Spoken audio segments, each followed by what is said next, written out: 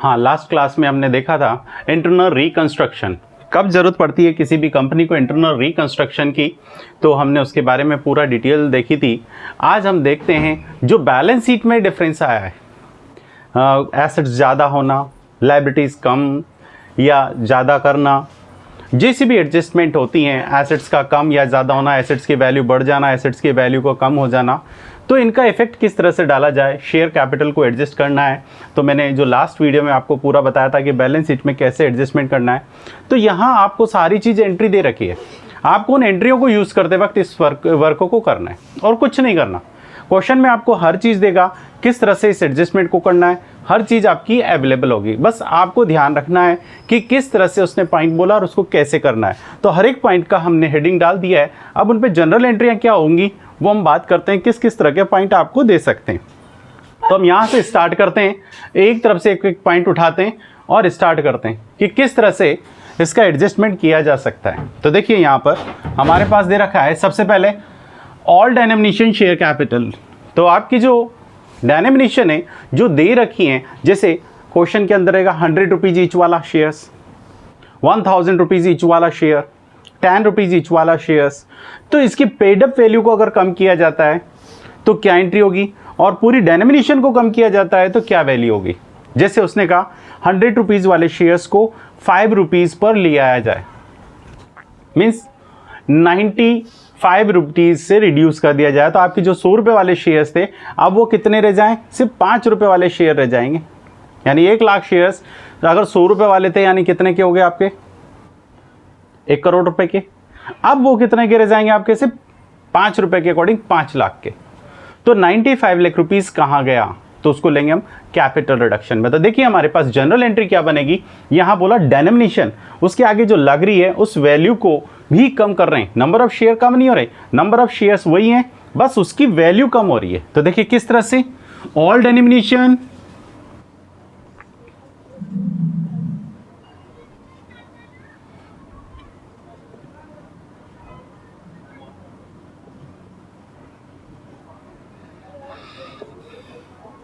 Equity share capital account to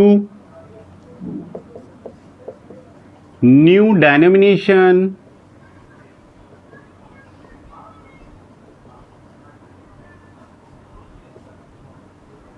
equity share capital account. बचा हुआ कहाँ चला जाएगा, कैपिटल रिडक्शन में। जैसे मैंने बोला आपका यहाँ पर 1 करोड़ रुपीज़ है या 10 लाख रुपीज़ है और 9 लाख रुपीज़ आपका कैपिटल रिडक्शन में, तो 1 लाख रुपीज़ का रह गया। तो देखते हैं किस तरह से होगा, नंबर ऑफ शेयर्स चेंज नहीं हुए। तो यहाँ देखिए बचा हुआ कहाँ चला जाएगा, capital reduction account, balancing figure. For example अगर हम यहाँ पर बात करें एग्जाम्पल देने की, तो देखिए क्या, सपोज 10,000 आपके पास इक्विटी शेयर्स हैं, ऑल डिनोमिनेशन यहाँ क्या है आपकी, तो यहाँ ऑल डिनोमिनेशन दे रखी है, जो बैलेंस शीट में लिखा है ₹100। कितने रुपए वाला, 100 रुपीज़ वाला है। न्यू डिनोमिनेशन उन्होंने कहा कि भाई ये कहाँ तक आ जाए आपका, 10 रुपीज़ तक रिड्यूस हो जाए, ठीक है ना। नंबर ऑफ शेयर्स ये कि यही रहे, क्या चेंज हुआ, डिनोमिनेशन 100 रुपीज़ वाला कहाँ पे आ गया, 10 रुपीज़ पर। सिर्फ यहाँ क्या हुआ है, फेस वैल्यू पूरी की पूरी चेंज हुई है, 100 वाले से कहाँ आ गया 10 पर, 90 रुपीज़ आपका खत्म। नंबर ऑफ शेयर्स वही जो पहले थे, जहाँ मैं सपोज एक 100 रुपये के शेयर्स का मालिक था, आज मुझे कम करके वो कितना कर दिया, 10 रुपये का एक शेयर रह गया मेरा। पेड अप कैपिटल चेंज नहीं, फेस वैल्यू चेंज कर दी यहाँ, ठीक है, डिनोमिनेशन चेंज कर दिया। तो देखिए यहाँ पर क्या इफेक्ट आया, तो देखिए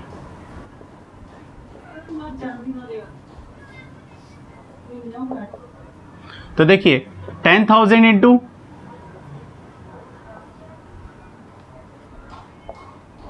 100, 10 लाख रुपीज, 10,000 इंटू 10, तो कहाँ पे आ जाएंगे, ₹1 लाख रुपीज। तो बैलेंसिंग फिगर कहाँ जाएगी, तो 99 लाख रुपीज आपका कहाँ गया, ये बैलेंसिंग फिगर जो आई है आपका कहाँ जाएगा, कैपिटल रिडक्शन में। यह हम ये कहना चाहते हैं कि अगर आपका डेनोमिनेशन दे रखा है, डेनोमिनेशन क्या हो गया आपका, फेस वैल्यू 100 रुपीज़ वाला है, 1000 रुपीज़ वाला है, उसको 10 रुपीज़ पर कन्वर्ट कर दिया, क्योंकि आज उसको लेना पॉसिबल नहीं है किसी व्यक्ति की, तो उसको कम कर दिया। 90 रुपीज़ कहाँ लेके कैपिटल रिडक्शन, क्यों, क्योंकि जब आपकी एसेट्स की वैल्यू हो तो उसको एडजस्ट तो करना है, तो कहाँ से करेंगे, तो शेयर होल्डर से। ठीक है, आगे चलिए। दूसरा पॉइंट आपको और दे सकता है, पेड अप कैपिटल कम करके, सिर्फ पेड अप वैल्यू। तो देखिए कैसे, equity share capital account DR to capital reduction account, कहाँ चला जाएगा, कैपिटल रिडक्शन में। सपोज पहले आपका शेयर्स कितने का था, 100 रुपये का, अब उसने कहा है कि आपका ये शेयर्स पेडअप वैल्यू कितनी थी, पहले 100 रुपीज़ पेडअप थी, उन्होंने कहा कि भाई पेडअप कितनी रह जाए अब आपकी 45, ये पेडअप रह जाए, तो आपका क्या कम हुआ है, सिर्फ पेडअप वैल्यू कम हुई है, यानी आपको 55 रुपीज़ और लाने हैं। अब शेयर होल्डर को 55 रुपीज़ और लाने हैं, कंपनी उससे फिर 55 रुपीज़ मांग सकती है। आज आपका 100 रुपये गिरकर वापस कितने पे आ गया, 45, 55 रुपये कंपनी आपसे वापस मांग सकती है। यहाँ ये दिया है only paid up value reduce होने पर। तो देखिए क्या, सपोज 1000 शेयर्स हैं, ठीक है, या 10,000 शेयर्स हैं, ये रिड्यूस होकर कितने पर, 1000 है, 55 से रिड्यूस हुआ, तो 55 से मल्टीप्लाई कर दो, तो यहाँ 55,000 डायरेक्ट कैपिटल रिडक्शन में जाएंगे।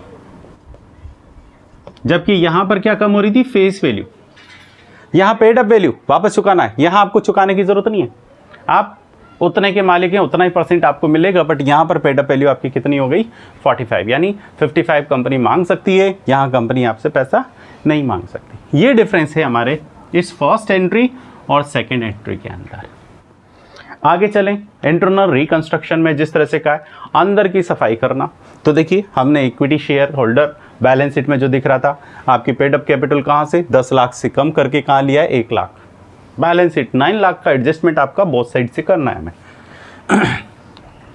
अब देखिए आप, balance of any reserve transfer, किसी भी कंपनी के अंदर बैलेंस शीट के अंदर किसी भी तरह के रिजर्व पड़े हैं, तो रिजर्व क्यों बनाए जाते हैं, यहाँ रिजर्व बनाए जाते हैं फ्यूचर के लिए, आपकी सेफ्टी के लिए, आपका फ्यूचर क्या हो, सेफ हो, कंपनी को जब भी ज़रूरत पड़े तो क्या करे, वो एडजस्ट कर सके, अपने रिजर्व बनाती, कहाँ से, प्रॉफिट से निकाल कर, भविष्य में होने वाले हानियों की पूर्ति के लिए पहले से रिजर्व बनाती है। अब यहाँ देखिए, अगर कंपनी नहीं रहेगी तो रिजर्व किस काम के, अगर कंपनी लिक्विडेशन में चली जाती है, कंपनी खत्म हो जाती है, तो जो रिजर्व बना रखे हैं वो किस काम के होंगे। फॉर एग्जांपल, मिस्टर एक्स अपनी ज़िंदगी भर की कमाई इकट्ठी करके रखता है, 20 लाख, 40 लाख, 50 लाख रुपए, और अगर उसे बीमारी हो जाती है और वहाँ पर उसके 20 लाख रुपए लग रहे हैं और वो कहता है कि नहीं कोई ज़रूरत नहीं है इसको, ये तो वैसे भी मरने जा रहा है, तो क्या अगर उसका 20 लाख का इलाज करा दिया जाए तो वो 20 साल वापस ज़िंदा रह सकता है,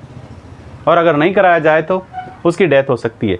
तो अगर वो बचेगा ही नहीं तो वो रिजर्व किस काम के, अगर वो जिंदा बच गया तो 20 से 40 कमा सकता है, क्योंकि उसका एक्सपीरियंस काम आएगा, उम्र के अकॉर्डिंग उसकी एक्सपीरियंस भी काम आएगा। तो ऐसी तरह से, इसी तरह से आपकी जो कंपनी है, अगर वो लिक्विडेशन में जाने वाली होती है तो उसको बचाने के लिए हम कोशिश कर सकते हैं, तो इंटरनल रिकंस्ट्रक्शन। तो अगर बैलेंस शीट के अंदर किसी भी तरह के रिजर्व एंड सरप्लस पड़े हुए, रिजर्व पड़े हुए हैं, तो वो रिजर्व किस काम के, तो उन रिजर्व को कहाँ ले जाएंगे हम, कैपिटल रिडक्शन में एडजस्ट करने के लिए काम में लेंगे। तो हमारे पास किसी भी तरह का रिजर्व पड़ा हो तो मैंने एक ही नाम लिख देना, एनी रिजर्व।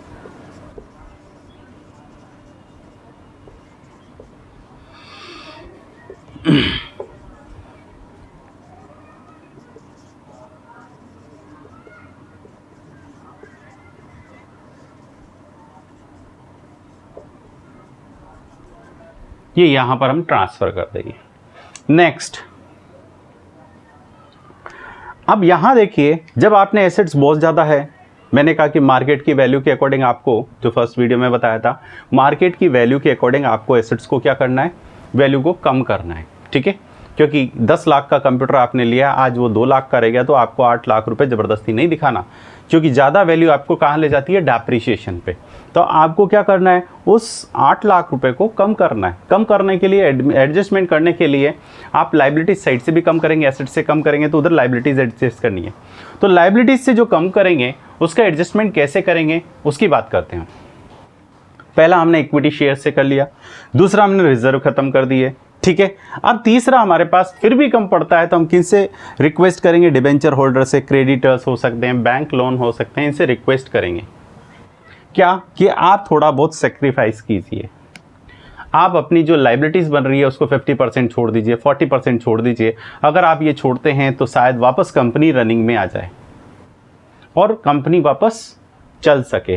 तो ऐसे एडजस्टमेंट के लिए हम इनसे रिक्वेस्ट करते हैं, और डिबेंचर होल्डर वगैरह या क्रेडिटर्स या बैंक लोन तैयार हो जाते हैं कि चलिए हम इतना छोड़ने को तैयार हैं। वो जानते हैं कि कुछ ना आने से तो बढ़िया है कि कुछ आ जाए, अगर कंपनी वापस रनिंग में आ जाती है तो हमारा पैसा रिकवर हो जाएगा, चाहे आधा ही हो। जहाँ कुछ ना आने का मतलब था, क्योंकि लिक्विडेशन में जाती है तो कंपनी में अनसिक्योर्ड क्रेडिटर्स को आप जानते हैं, प्रेफरेंशियल क्रेडिटर्स, सिक्योर्ड क्रेडिटर्स, फिर आपके पास कहाँ आएगा, डिबेंचर होल्डर, फिर आता है आपका 4th नंबर पर अनसिक्योर्ड क्रेडिटर्स। तब तक बचता ही नहीं है, बचेगा तो 10%, 20%, उनका 50% तो मिलेगा अगर रनिंग में आ गई। तो ट्राई करने में क्या जाता है, तो देखिए उसके लिए क्या एंट्री होगी हमारे पास, डिबेंचर होल्डर अकाउंट डीआर, जितने से सेक्रीफाइस किया इन्होंने उतना क्वेश्चन में देगा आपको, नहीं दे तो हमें बनाना है। वैसे 99% आपको क्वेश्चन में अवेलेबल होगा। Creditors account DR,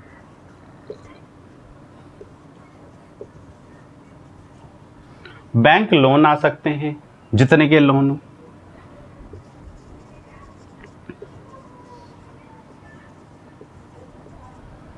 to capital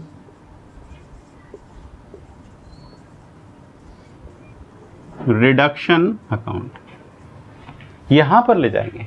तो ये जितने जितने रुपए से सेक्रीफाइस किया इन्होंने, जितना रुपया छोड़ने को तैयार हुए, उन रुपए का हम टोटल करेंगे और उसको कहाँ ले जाएंगे, कैपिटल रिडक्शन। इस तरह से मेरे पास कैपिटल रिडक्शन में जितनी अमाउंट हुई है, लास्ट में एक और हमारे पास पॉइंट बढ़ता है, एसेट्स बढ़ भी सकती है, कम भी हो सकती है। जहाँ हमने बोला कि फिक्स एसेट्स कुछ ऐसी होती हैं जो इंक्रीज हो सकती हैं, जैसे लैंड, इनकी वैल्यू बढ़ जाती है। तो अगर इंक्रीज होती है तो उस कंडीशन में क्या एंट्री करेंगे, ठीक है। लायबिलिटीज अगर डिक्रीज होती है तो हमने एंट्री देखी है, बट इंक्रीज होती है तो क्या करेंगे। तो देखिए एसेट्स की वैल्यू इंक्रीज होती है और लायबिलिटीज की डिक्रीज होती है, तो क्या करेंगे। तो एंट्री देखिए यहां पर, एसेट्स इंक्रीज होने पर, increase in value of assets increase होगी तो हमारे पास क्या बनेगा, तो यहां देखिए, यहां हमारे पास रहेगा जस्ट ऑपोजिट, क्या रहेगा, एसेट्स अकाउंट डीआर,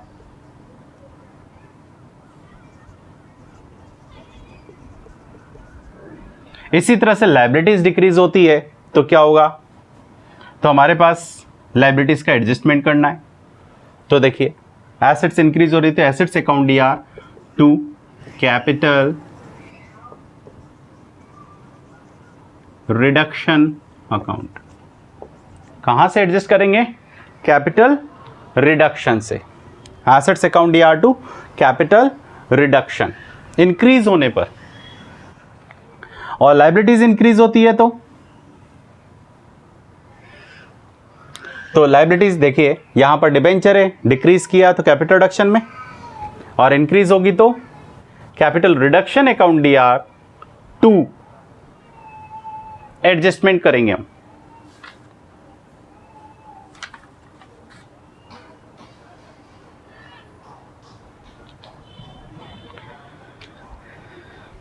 तो पर्टिकुलर लायबिलिटीज,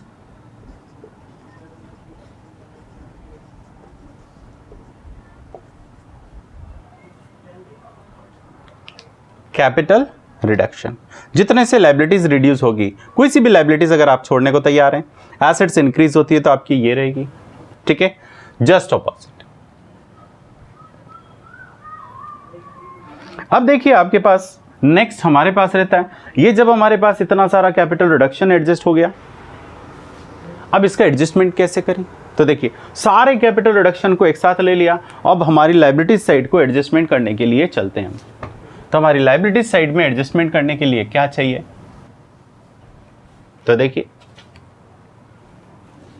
सारे कैपिटल रिडक्शन जो भी हमारे पास आएंगे, इन सब कैपिटल रिडक्शन को ऐड करेंगे और यहां पर लेके आते हैं। तो देखिए कैपिटल रिडक्शन अकाउंट DR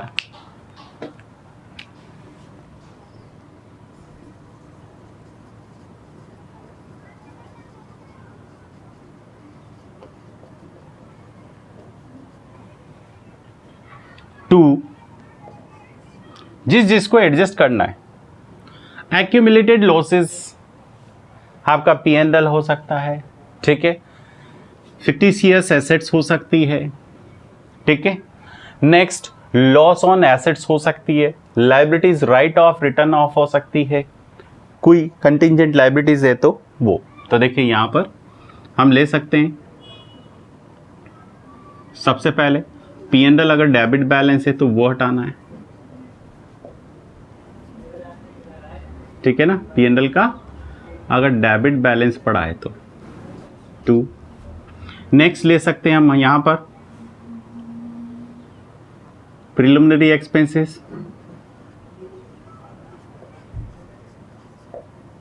इसी तरह से इसका एडवर्टाइजमेंट एक्सपेंसेस, यानी फिक्टिशियस एसेट्स के नाम हो सकते हैं preliminary expenses, advertisement expenses, deferred revenue expenses, P&L का डेबिट बैलेंस हो सकता है, और discount on issue of shares and debenture अगर बैलेंस शीट में है तो इन्हें राइट ऑफ रिटर्न ऑफ करने के लिए यहाँ, इनके लिए कहने की ज़रूरत नहीं है, इस एसेट्स के लिए कुछ कहे या ना कहे आपको यहाँ पर फिनिश करना है, उसको ख़त्म करना है, कैपिटल रिडक्शन से एडजस्ट करना है इंटरनल रिकंस्ट्रक्शन में।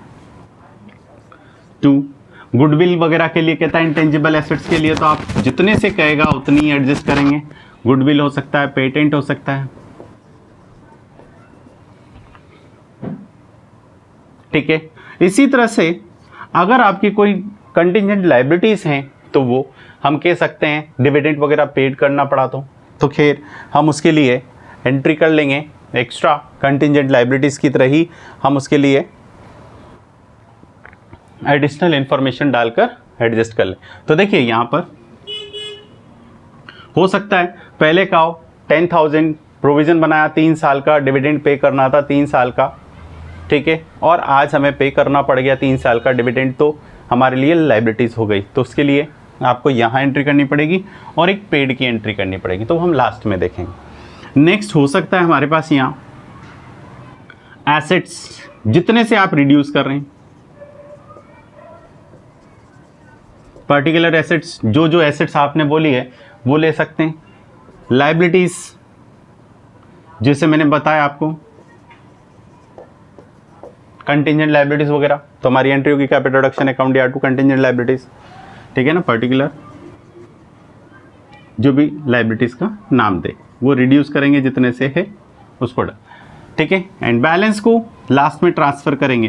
तो हम चाहें तो यहाँ पर पूरा कैपिटल रिडक्शन एंड बैलेंस को ट्रांसफर करते हैं कैपिटल रिडक्शन में, तो ये एंट्री भी आप यहाँ चाहें तो मर्ज कर सकते हैं टू कैपिटल रिडक्शन में, नहीं तो यहाँ पर हम डायरेक्ट कह सकते हैं कैपिटल रिडक्शन अकाउंट DR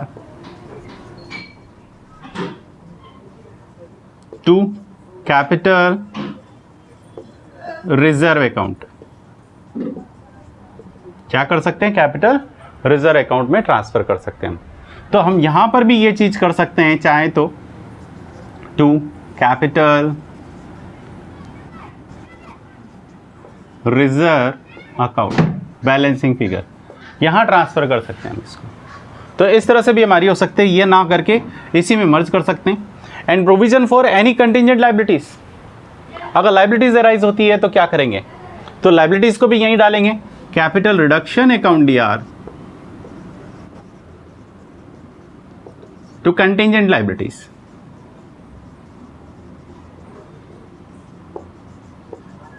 जैसे डिविडेंड 3 साल का पे करना पड़ा, किसी तरह की और लाइबिलिटी चल रही थी, कोई कैश चल रहा था, आज सॉल्व करना पड़ा, आज पेमेंट करना पड़ा, तो आपको पेमेंट की एंट्री करनी पड़ेगी। क्या एंट्री करनी पड़ेगी? तो फिर 8th एंट्री एक एंट्री और होगी। क्या देंगे एंट्री साथ में?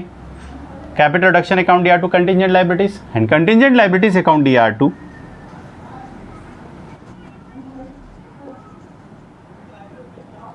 बैंक या कैश, जैसे भी आप पेमेंट करते हैं, ये हमारे पास इसके साथ चल सकती है। ये 9th एंट्री हो गई।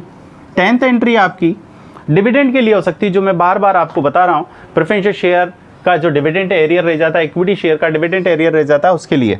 तो डिविडेंड एरियर लेने के लिए कंटिजेंट लाइबिलिटीज की तरह वो एंट्री करेंगे, तो क्या कर सकते हैं? कैपिटल रिडक्शन डिविडेंड के लिए, डिविडेंड के लिए अगर है एरियर ऑफ डिविडेंड, तो उसका क्या करेंगे? तो यहां देखिए हमारे पास एंट्री चलती है डिविडेंड के लिए लास्ट, तो capital reduction account DR to preferential share dividend या dividend on preferential shares,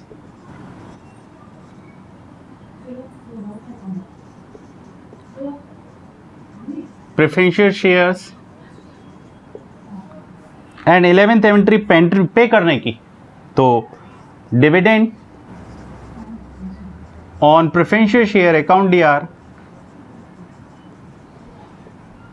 to equity shares में दे सकते हैं। आप चाहें तो प्रेफरेंशियल शेयर में पे कर सकते हैं, आप चाहें तो कैश कर सकते हैं एंड बैंक कर सकते हैं। इस तरह से हम इसकी पूरी पेमेंट की एंट्री कर सकते हैं और सारा एडजस्टमेंट कर सकते हैं। फिर इसके बाद हम एडजस्टमेंट होने के बाद, न्यू रेक्टिफिकेशन करने के बाद हम बैलेंस शीट बनाएंगे। तो नेक्स्ट वीडियो में हम इससे रिलेटेड अगला जो लेंगे, उसके अंदर हम एक क्वेश्चन लेंगे और साथ में हम उसको एडजस्ट करने के बाद सारी एंट्रियां जो जो काम आएंगी, ये सारी एंट्रियां हमारे क्वेश्चन में नहीं आ सकती।